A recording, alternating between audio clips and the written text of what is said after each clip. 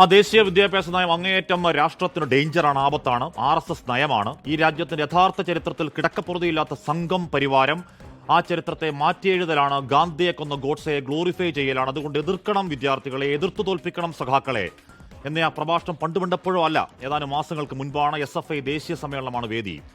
ഏതാണ്ട് 5 വർഷങ്ങളിൽ ആ നയം പറയാൻ തയ്യാറാക്കിയ പ്രചണ്ഡ പ്രചരണങ്ങൾ, പ്രബന്ധ സമാഹാരങ്ങൾ, ഇപ്പോഴും വെബ്സൈറ്റിൽ അങ്ങനെ നീണ്ടു നിവർന്ന് കിടക്കുന്ന 6 അംഗ സമിതി റിപ്പോർട്ട്, രാഷ്ട്രീയ സത്യം തീണ്ടാത്ത കിൻഡൽ കണക്കിന് വെറും വായപ്പടച്ച് വാക്കുകൾ തൂത്തുവാരി AKG സെന്ററിന്റെ സെപ്റ്റി ടാങ്കിൽ തള്ളിയിട്ടാണ് രായ്ക്കു രാമാനം ആ ക്ലാൻഡസ്റ്റൈൻ ഓപ്പറേഷൻ.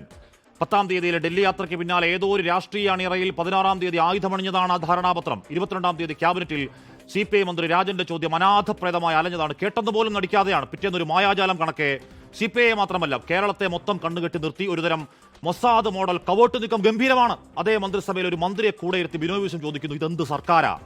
കിട്ടാത്ത പുല്ലുവിലയും പോരാഞ്ഞ് ഏതു CPI എന്ന ഗോവിന്ദാധിക്ഷേപവും കേട്ട് കാൽക്കാസിന്റെ വിലയില്ലാതെ ഭാസ്കര പട്ടേലോട് തുമ്മി കണക്കെ ഇരിക്കേണ്ടി വരുന്ന ഒരു പാർട്ടിയുടെ ഗതികേടാണ്. കഷ്ടമേ കഷ്ടം.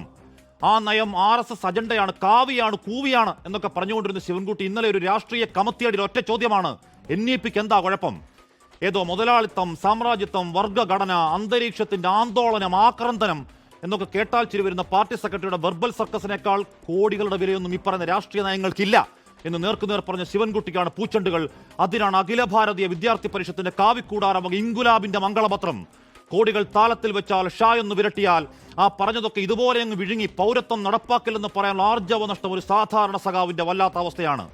അടിയുടെ ഇടിയുടെ വെടിയുടെ മുന്നിൽ അടിപതറാത്തൊരു പ്രസ്ഥാനം എന്നൊക്കെ ആ ക്യാമ്പസ് കാലത്ത് വിളിച്ചുകൊടുത്തും ഏറ്റുവിളിച്ചും നെഞ്ചേറ്റിയ മുദ്രാവാക്യങ്ങളുടെ മൂക്കത്ത് വെക്കണം 2 കഷ്ടം ചുവന്ന പഞ്ഞികൾ, അകാലത്തിൽ കഴിവേറ്റിക്കൊന്ന ആവേശവാക്കുകൾ, കാതരാഞ്ജലികൾ, ആശയത്തിന്റെ മോർച്ചറികളിൽ മലച്ചു കിടക്കുന്ന ആ മുദ്രാവാക്യങ്ങളെ നിങ്ങൾക്ക് നേരട്ടെ ഓം ശാന്തി, നിത്യശാന്തി.